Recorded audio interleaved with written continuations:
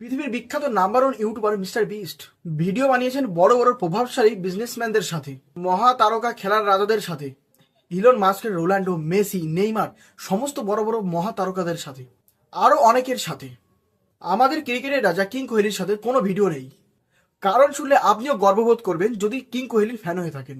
Mister beast 2025 থেকে এখনো পর্যন্ত দুইবার বিরাট কোহলিকে এক্স টুইটারে সাক্ষাৎ করতে চেয়েছেন, কিন্তু বিরাট কোহলির দিক থেকে এখনো পর্যন্ত কোনো রকম রেসপন্স যায়নি।